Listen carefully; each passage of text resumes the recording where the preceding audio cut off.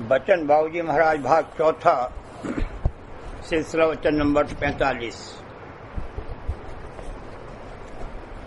दुनिया में बड़े बड़े आलिम, फाजिल, फैसू, विद्वान वगैरह इस बात को साबित करने में लगे हुए हैं और पच रहे हैं कि सब मजहब एक हैं।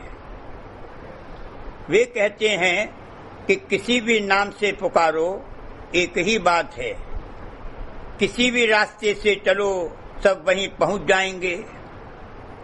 उनको रचना का भेद नहीं मालूम है। वे नहीं जानते कि किस कायदे से रचना ज़हूर में आई है और काम कर रही है। उन्होंने कह दिया कि एक दायरा है, उसकी किसी भी अर्धव्यास पर चलो सभी मध्य बिंदु पर पहुंचेंगे। इसमें पहली गलती तो यही है कि रचना सतह यानी धरातल पर नहीं है कि दायरे से मुशाबहत की जा सके।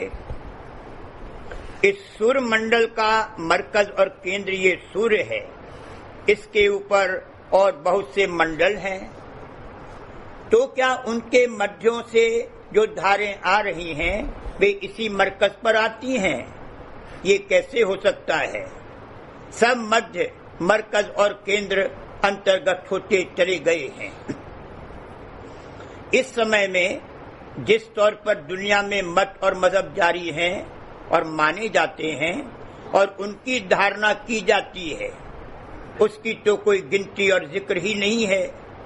वे तो सब सामाजिक और विद्या, बुद्धि और अकल के चटपटे के मजहब हैं। उनको तो छोड़ दो। आचार्यों और गति वाले पुरुषों ने अपने अपने समय में जो मत और मजहब जिस रूप में प्रकट किए थे, वे किस दर्जे के मत थे उसको जानने की रीति और आपस में एक दूसरे के दर्जे की तुलना करने की रीति, और फिर उन सब में और संत मत और सत्य मत और राधा स्वामी मत में क्या तफरका है उसको जानने की रीति ये है कि हर एक के दर्जे का पता उसके नाम और शब्द से मालूम करे। जिसने अपने कानों को यानी अपनी श्रवण शक्ति को इस कदर साध लिया है कि आवाज यानी शब्द को सुनकर पहचान ले, वह बतला सकता है कि ये पत्थर पर पत्थर को मारने से आवाज हुई है या कि ये शब्द फला सरगम का सुर या उपसुर है वगैरह वगैरह। इसी तरह जो अंतर के भेद से वाकिफ है वो जानता है और बतला सकता है कि कौन सा मत किस दर्जे और गति का है। राम, कृष्ण, हक, सत्य वगैरह सब अलग अलग नाम और शब्द हैं और उनके अलग अलग मुकाम और दर्जे हैं। संतों के आने से पेशतर जहान भर में जितने मत और मजहब जारी हुए वे सब या तो पिंड देश के थे या ब्रह्मांड के थे। जितने भी आचार्य और अवतार और देवता और औलिया और पैगंबर वगैरह वगैरह जो कोई आए, उन्होंने ज्यादा से ज्यादा ब्रह्मांड तक का भेद दिया और जो मत उन्होंने जारी किए उनकी कमाई से ज्यादा ब्रह्मांड तक रसाई हो सकती थी। अब इस समय में तो वह भी नहीं हो सकती जब तक उन मतों के जारी करने वाले आचार्य या बाद में उनके अभ्यासी मौजूद थे। तभी तक उन मतों की कार्रवाई विधि पूर्वक बन सकती थी और उनसे वो लाभ मिल सकता था जो कि उन्होंने बयान किया है। उन अभ्यासों को कर सकने वाले जीव उस समय में थे। अब न वो समय है, न वैसे जीव हैं और न वह कार्रवाई कराने वाले पुरुष और महात्मा हैं। अब तो वे कर्म बन ही नहीं सकते। मगर उनकी क्या हैसियत और गति थी वो बयान कर दिया गया।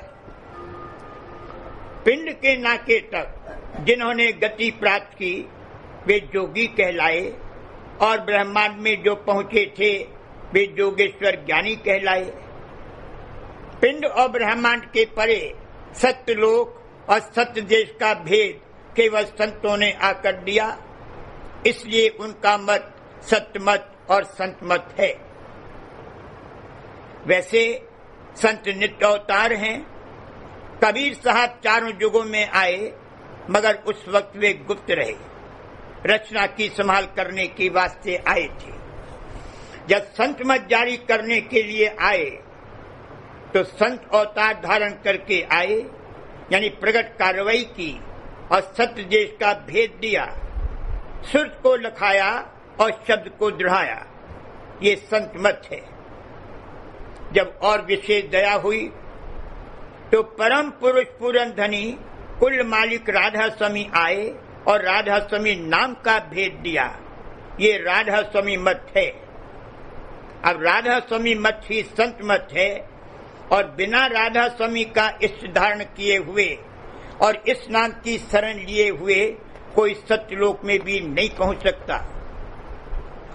इस तफरके और भेद को जो ऊपर बयान किया गया है, अच्छी तरह समझ लेना चाहिए और सदा याद रखना चाहिए। यह संत मत राधा स्वामी मत का सहावल और निशाना है। चाहे इस वक्त उस इशारे पर न पहुंच सके, मगर उससे निगाह नहीं हटनी चाहिए, उसको छोड़ नहीं देना चाहिए। जैसे राज यानी मेमार सहावल के बगैर इमारत नहीं तामीर कर सकता, यानी अगर दीवार सीधी न होगी तो ढह जाएगी। इसलिए वो सहावल से देखता जाता है कि आया ईंट और पत्थर सीधे रखे जा रहे हैं या नहीं। इसी तरह से उस मेमार को, जिसको परमात्मा की इमारत तामीर करनी है, और उस नाखुदा को, जिसको अपनी किश्ती और जहाज इस भवसागर से पार करना है, इस सहावल और निशाने को नहीं खोना चाहिए कि हमारी सुरत सत्य पुरुष राधा स्वामी के चरणों में पहुंचे। जहाज का चलाने वाला सब कुछ खो सकता है, मगर कुतुबनुमा नहीं खो सकता। वो उसकी जान है। अगर कुतुबनुमा गया तो फिर जहाज का पता ही नहीं लग सकता। इस निशाने को दृढ़ता से पकड़े रहना तभी हो सकता है जबकि अपने जीव के कल्याण की और परमात्मा की सच्ची और गहरी चाह अंतर के अंतर में हो। जिसको मालिक हकीकी से मिलने की सच्ची चाह है, वही परमात्मा कमा सकता है। वो किसी की परवाह न करेगा। इल्लत जिल्लत हानि लाभ जो हो सो हो, चाहे सर्वस्व चला जाए, मगर सत्य पुरुष राधा स्वामी के दर्शन प्राप्त हों, ऐसी चाह जिसके हिये में होगी और सालती रहेगी और उसका दर्द और पीड़ उठती रहेगी, वो इस रास्ते पर कदम उठा सकता है और उसको सत्य परमात्मा प्राप्त होगा। परमात्मा कमाना बेदर्दी का काम नहीं है। जिन लोगों को इस तरह की सच्ची और गहरी चाह परमात्मा की नहीं है, वे संत मत में भी मलगोबा कर देते हैं और मतलब के माफिक संतों की वाणी को तोड़ मोड़ कर और घुमा फिरा कर अर्थ लगा लेते हैं।